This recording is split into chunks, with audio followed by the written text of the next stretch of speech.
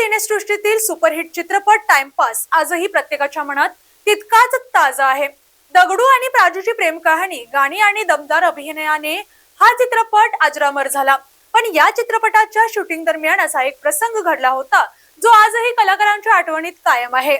एका सीन मध्ये अभिनेत्री मेघना एरंडे यांनी केतकी माटेगावकर यांच्या कानाखाली मारली, पण शॉट संपताच त्या स्वतःच ढसाढसा रडू लागल्या। तब्बल 12 वर्षांनंतर या भावनिक प्रसंगाचा पुन्हा खुलासा झाला आहे। 2014 साली प्रदर्शित झालेल्या टाइमपास या चित्रपटाने मराठी चित्रपट सृष्टीत इतिहास घडवला।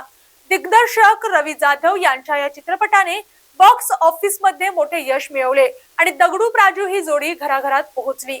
मात्र या चित्रपटाच्या शूटिंग दरम्यान एक भावनिक प्रसंग घडला होता। चित्रपटात प्राजूच्या कडक आईची भूमिका अभिनेत्री आणि डबिंग आर्टिस्ट मेघना एरंडे यांनी साकारली होती।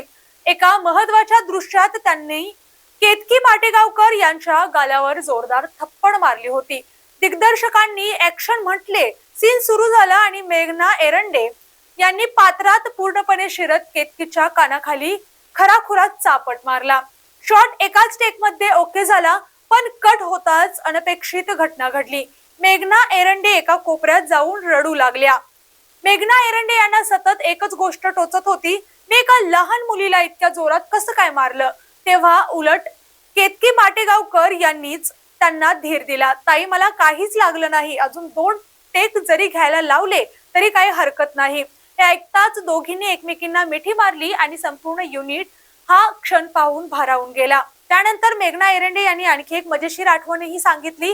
चित्रपटात अभिनेता भूषण प्रधान यांनी त्यांच्या मोठ्या मुलाची भूमिका साकारली होती। त्यावेळी मेघना एरंडे गमतीने म्हणाल्या, एवढा देखणा आणि मोठा मुलगा माझा कसा काय असू शकतो। त्यावर त्या मस्करीत भूषणला म्हणाल्या, मी माझ्या मैत्रिणींना सांगणार आहे की तू वैभव मांगले यांच्या पहिल्या पत्नीचा मुलगा आहेस।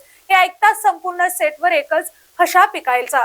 अभिनय म्हणजे केवळ संवाद किंवा अभिनय नव्हे, तर त्या पात्राशी भावनिक नातं जोडण्याची कला आहे आणि म्हणूनच टाइमपास सारखे चित्रपट आजही प्रेक्षकांच्या मनावर अधिराज्य गाजवत आहेत। अशीच आणखी एक भन्नाट आणि पडद्यामागील मनोरंजक गोष्ट घेऊन आम्ही पुन्हा भेटू। तोपर्यंत पाहत रहा SP9 मराठी एंटरटेनमेंट। मी स्नेहल, धन्यवाद।